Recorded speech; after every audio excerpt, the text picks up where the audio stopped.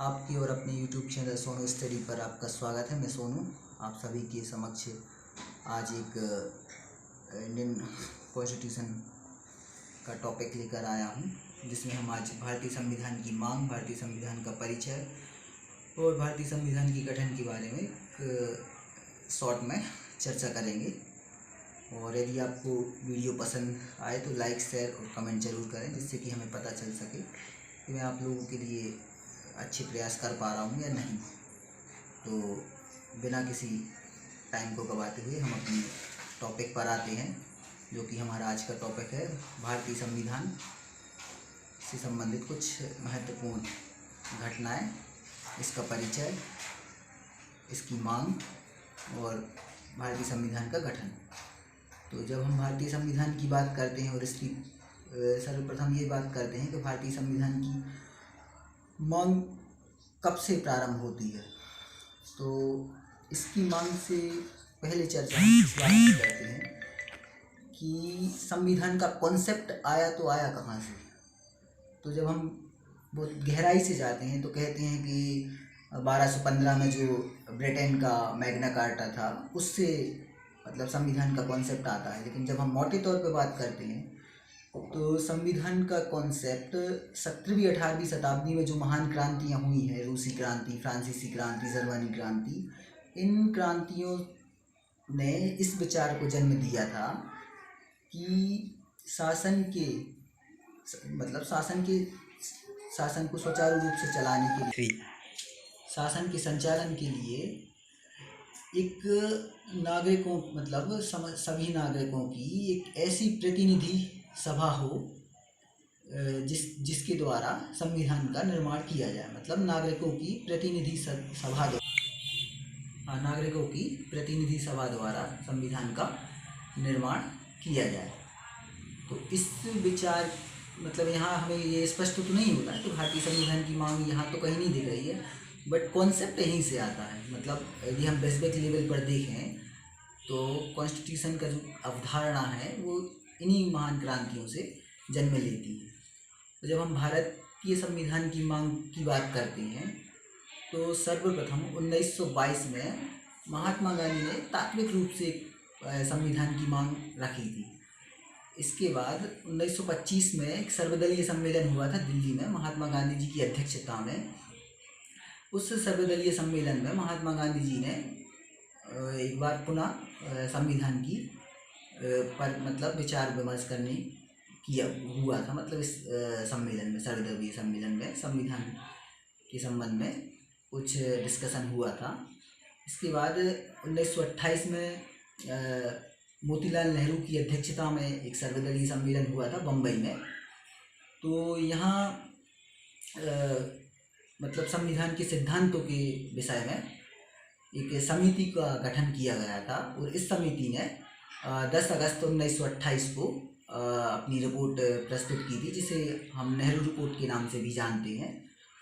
इसके बाद 1934 में कांग्रेस की कार्यकारिणी समिति ने कहा था कि श्वेत पत्र का मतलब ये है कि भारत के लिए एक संविधान सभा का निर्माण या संविधान सभा तैयार की है। भारत के संविधान के निर्माण के लिए एक संविधान सभा को तैयार किया जाए। तो इससे ही हम कह सकते हैं कि भारत में पहली बार औपचारिक रूप से संविधान की मांग की गई थी 1934 में, है ना। और अगस्त प्रस्ताव जो था 1940 का, इसमें भी भारतीयों द्वारा संविधान की मांग की गई थी। और जब हम 1942 के क्रिप्स मिशन की बात करते हैं तो भले ही क्रिप्स मिशन असफल रहा हो, जो कि भारत द्वितीय विश्व युद्ध के समय, जब द्वितीय विश्व युद्ध चल रहा था, जब भारत का सहयोग चाहती थे ब्रिटेन, तो उस ब्रिटेन की तत्कालीन प्रधानमंत्री विंस्टन चर्चिल ने एक 3 सदस्यीय मिशन भेजा था, जिसे हम क्रिप्स मिशन के नाम से जानता है। तो क्रिप्स मिशन हालांकि असफल रहा था, बट इसमें जो संविधान की मांग संविधान बनाने की बात कही गई थी, इसको भारत की जो उस समय कांग्रेस, मुस्लिम लीग और हिंदू सभा, इन सभी दलों ने एक्सेप्ट किया था इसको। और लास्ट में जब 1946 में कैबिनेट मिशन भारत आया था। तो ये मिशन इसी उद्देश्य से आया था कि भारतीयों का एक भारत का संविधान हो, और इसने कुछ आधारभूत सिद्धांत रखे थे कि इन सिद्धांतों के आधार पर भारत का संविधान का गठन किया जाएगा। तो इन्हीं सिद्धांतों पर चलते हुए जुलाई 1946 में भारतीय संविधान सभा के इलेक्शन हुए थे। तो इन इलेक्शन में जब हम बात करें तो 208 सीटें कांग्रेस को मिली थी और 73 सीटें मुस्लिम लीग को मिली थी। तो जब मुस्लिम लीग ने देखा कि हमारी काफ़ी दयनीय स्थिति है, बहुत कम सीटें हैं, तो जब 9 दिसंबर 1946 को संसद भवन के केंद्रीय कक्ष में भारतीय संविधान की प्रथम बैठक हुई, उसमें मुस्लिम लीग के सदस्यों ने भाग नहीं लिया। क्यों नहीं लिया? क्योंकि वो उनकी दयनीय स्थिति थी, वो ये जान चुके थे कि हमारी स्थिति दयनीय है और बहुत कम सीटें हैं हमारी, इसलिए उन्होंने भारतीय संविधान की जो प्रथम बैठक थी उसका बहिष्कार किया था। तो भारतीय संविधान की जो प्रथम बैठक थी इसमें 289 सदस्यों ने भाग लिया था, और इसकी अध्यक्षता डॉक्टर सच्चिदानंद सिन्हा ने की थी, जो कि अस्थायी अध्यक्ष थे। और भारतीय संविधान की द्वितीय बैठक 11 दिसंबर 1946 को हुई थी, जिसकी अध्यक्षता डॉक्टर राजेंद्र प्रसाद ने की थी, और संविधान सभा के सभी सदस्यों की सर्वसहमति से डॉक्टर राजेंद्र प्रसाद को संविधान सभा का स्थायी अध्यक्ष चुना गया था। इसके बाद 13 दिसंबर 1946 को ही पंडित जवाहरलाल नेहरू जी ने भारतीय संविधान की रूपरेखा प्रस्तुत की थी। मतलब उन्होंने एक उद्देश्य प्रस्ताव किया था जिसमें उन्होंने कहा था कि इसमें भारतीय संविधान की रूपरेखा है ना। तो इस उद्देश्य प्रस्ताव पर काफ़ी समय तक विचार चला, और इसके बाद पंडित जवाहरलाल नेहरू जी के इस उद्देश्य प्रस्ताव को भारतीय संविधान सभा ने 22 जनवरी 1947 को संविधान सभा के सभी सदस्यों की सर्वसम्मति से, मतलब सभी इसको भारतीय संविधान में शामिल कर लिया गया था। अब जब हम यदि भारतीय संविधान जो बन रहा था उस समय इसके विचार विमर्श के लिए और इसके जो विभिन्न पहलू थे इनको लेकर 22 समितियों का गठन किया गया था, जिसमें से प्रमुख रूप से देखें हम एक थी प्रांतीय समिति, एक संघीय समिति, और एक थी प्रारूप समिति जिसके अध्यक्ष डॉक्टर भीमराव अम्बेडकर थे। इसमें 7 सदस्य थे, और हम ये भी कहते हैं कि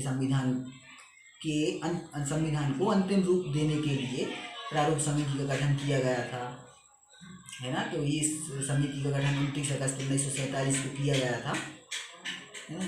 तो और अभी आपको पता है कि 14 सितंबर को हिंदी दिवस था, तो हम थोड़ा सा हिंदी दिवस के बारे में भी आपको बता दें कि जो हिंदी दिवस था, तो 12 सितंबर 1949 को संविधान सभा में हिंदी को राज्य भाषा बनाने की बात कही गई थी। तो जब 12 सितंबर को यह प्रस्ताव रखा गया था, तो केवल 2.5 दिनों में ही इस पर विचार किया गया, और 14 सितंबर को हिंदी को राजभाषा के रूप में भारतीय संविधान में सम्मिलित कर लिया। मतलब जो भारतीय संविधान है, इसकी 8वीं अनुसूची में जो 22 भाषाएं हैं उनमें से हिंदी एक भारत की राजभाषा है, जिस पर केवल 2.5 दिन तक विचार हुआ था, और 14 सितंबर 1949 को भारतीय संविधान में सम्मिलित कर लिया गया था। और इसीलिए ही हम हिंदी दिवस को 14 सितंबर को मनाते हैं। और हम फिर अपने पॉइंट पर ही आते हैं। तो हम प्रारूप समिति के बाद यदि बात करें तो भारतीय संविधान पर 114 दिनों तक विचार विमर्श चला। उसके बाद 26 नवंबर 1949 को भारतीय संविधान के कुछ अनुच्छेद, मतलब 16 अनुच्छेद लागू कर दिए गए थे, और इसके बाद संपूर्ण संविधान को 26 जनवरी 1950 को लागू कर दिया गया। और यदि हम भारतीय संविधान की मूल संविधान की बात करें तो इसमें 8 अनुसूचियाँ थीं, 22 भाग थे, और मूल रूप से 395 अनुच्छेद हैं। लेकिन यदि प्रेजेंट में देखें तो 444 अनुच्छेद हैं। इसमें 12 अनुसूचियाँ हैं, जिसमें 9वीं अनुसूची प्रथम संविधान संशोधन 1951 में जोड़ी गई थी, और 10वीं अनुसूची 52वीं संविधान संशोधन 1952 में जोड़ी गई थी, और 11वीं अनुसूची 1973 में, और 12वीं अनुसूची 1974 में, जो कि मतलब ये दोनों अनुसूचियाँ नगर पालिका और पंचायती राज व्यवस्था से संबंधित हैं।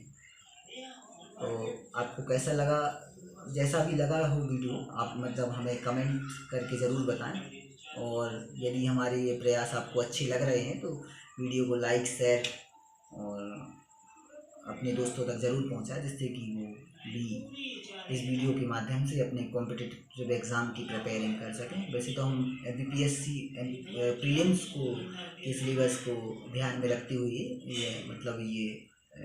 वीडियो बना रहे हैं। Thank you for watching.